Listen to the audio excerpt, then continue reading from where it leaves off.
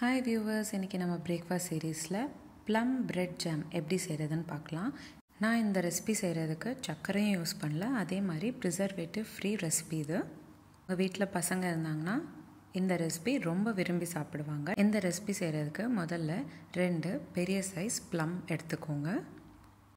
தண்ணியில் நல்லா வாஷ் பண்ணிவிட்டு சின்ன சின்ன பீசஸாக பண்ணிவிட்டு ஒரு பவுலில் 1/2 கிளாஸ் அளவுக்கு தண்ணி எடுத்துக்கிட்டு கட் பண்ணி வச்சுருக்கிற ப்ளம்ஸை நம்ம அதில் சேர்த்துக்கணும். 10 நிமிஷம் போல் இந்த ப்ளம்ஸ் நல்லா வேகிற வரைக்கும் குக் பண்ணிக்கணும். இப்போ பார்த்திங்கன்னா ப்ளம்ஸ் எல்லாம் நல்லா வெந்திருக்கு. இப்போ நம்ம வேக வச்ச ப்ளம் நல்ல சூடு கம்மியானதுக்கப்புறம் மிக்ஸி ஜாரில் சேர்த்துக்கணும். நீங்கள் மிக்ஸி ஜாரில் ப்ளம் சேர்த்துக்கிறப்போ வேக வச்ச ப்ளம்மில் இருக்கிற தண்ணியை ஸ்ட்ரெயின் பண்ணிவிட்டு பாயில் பண்ண ப்ளம் மட்டும் எடுத்து பிளெண்ட் பண்ணிக்கோங்க. பிளெண்ட் பண்ணிங்கன்னா ப்ளம் பியூரி ரெடி ஆகிடும். இப்போது நம்ம இந்த பியூரியை ஒரு பாத்திரத்தில் மாற்றிக்கிட்டு கூடவே நம்ம எவ்வளோ ப்ளம் பியூரி சேர்த்துக்கிட்டோமோ அதே அளவுக்கு வெல்லமும் சேர்த்துக்கணும். வெல்லம் நம்ம சேர்த்தக்கப்புறம் நல்லா மிக்ஸ் பண்ணிக்கோங்க. இப்போது நம்ம இந்த பியூரியை 10 நிமிஷம் போல் குக் பண்ணிக்கணும். ப்ளம் பியூரி நல்லா திக் கன்சிஸ்டன்சியில் மாறிட்டு வரும். அதே மாதிரி நுரை கூட கொஞ்சம் அதிகமாக வர ஸ்டார்ட் ஆகும். இந்த ஸ்டேஜில் நம்ம ஜாம் ரெடி ஆகிட்டுருக்குன்னு அர்த்தம். நீங்கள் ஒரு கரண்டியில் ப்ளம் பியூரி நீங்கள் எடுத்து பார்த்தீங்கன்னா இந்த மாதிரி க்ளாஸியாகவும் அதே சமயம் நல்லா திக்காகவும் இருக்கும். இந்த மாதிரி திக்காக ப்ளம் பியூரி மாறினக்கப்புறம் ஜாம் ரெடி ஆகிடும்.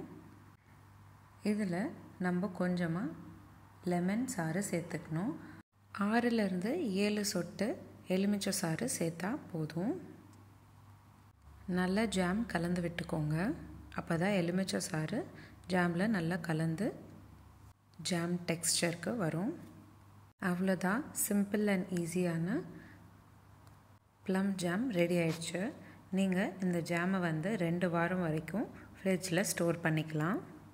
நான் எந்த ப்ரிசர்வேட்டிவும் சேர்க்காததுனால வெறும் 2 வாரம் தான் ஃப்ரிட்ஜில் நீங்கள் இந்த ஜாமை ப்ரிசர்வ் பண்ண முடியும். இப்போது நான் இந்த ஜாமை ப்ரெட்டில் தடவுறேன். பாருங்கள், ப்ரெட்டில் கொஞ்சம் கொஞ்சமாக சேர்த்துக்கோங்க. ஜாமை நல்லா ப்ரெட்டில் ஸ்ப்ரெட் பண்ணி விடுங்க. எல்லா பக்கமும் நல்லா ஸ்ப்ரெட் பண்ணி விடுங்க. இந்த ரெசிபி நீங்கள் கிட்ஸ் லஞ்ச் பாக்ஸ்க்கு தாராளமாக கட்டி தரலாம். கண்டிப்பாக பாக்ஸ் காலியாக தான் வரும். நிறைய பேர் பிரேக்ஃபாஸ்ட்டுக்கு எப்படி ஃப்ரூட்ஸை நம்மளோட பிரேக்ஃபாஸ்ட்டில் சேர்த்துக்கலான்னு யோசிக்கிறப்போ கண்டிப்பாக இந்த ப்ளம் பிரெட் ஜாம் செஞ்சு பாருங்கள்.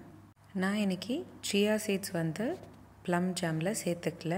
விருப்பப்பட்டால் நீங்கள் சியா சீட்ஸும் சேர்த்துக்கலாம். உங்களுக்கு இந்த வீடியோ பிடிச்சிருந்தா லைக் பண்ணுங்கள், ஷேர் பண்ணுங்கள். இந்த ரெசிபி ட்ரை பண்ணிவிட்டு எனக்கு கமெண்ட் பாக்ஸில் எப்படி இருந்ததுன்னு கமெண்ட் பண்ணுங்கள். இதே மாதிரி டெய்லி ஒரு ரெசிபி பார்க்குறதுக்கு என்னோடய சேனல் சப்ஸ்கிரைப் பண்ணிக்கோங்க. மீண்டும் சந்திப்போம் ஒரு அழகான ரெசிபியுடன். தேங்க்யூ.